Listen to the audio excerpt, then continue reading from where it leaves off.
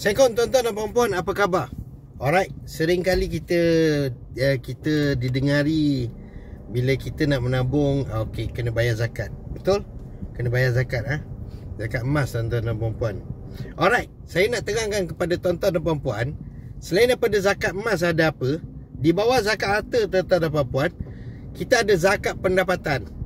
Pendapatan. Setiap bulan kita dapat gaji tu pun kena bayar zakat juga. Okey, zakat emas dan perak, okey, kita menabung emas. Zakat perniagaan, kita berniaga kena bayar zakat. Zakat pertanian, zakat ternakan, zakat simpanan, zakat saham, pelaburan, zakat galian dan rikas, okey, hasil bumi, emas, perak atau harta karun dijumpai.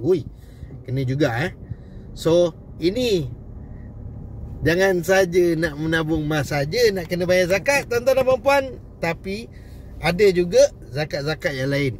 Dapat sesuatu, tekan link dekat bio. Saya bantu tuan-tuan dan puan-puan menabung emas. InsyaAllah kita capai matlamat dengan emas. Bye-bye. Tuan-tuan dan puan-puan, untuk saya bantu tuan-tuan dan puan-puan menabung emas, tekan link di bio. Tekan daftar percuma. Tekan akaun dewasa bagi 18 tahun ke atas dan akaun junior bagi 18 tahun ke bawah. Isi detail yang diperlukan dan tekan proceed. Saya akan menyantuni tuan-tuan dan puan-puan dalam masa 24 jam. Selamat menabung di Public Gold.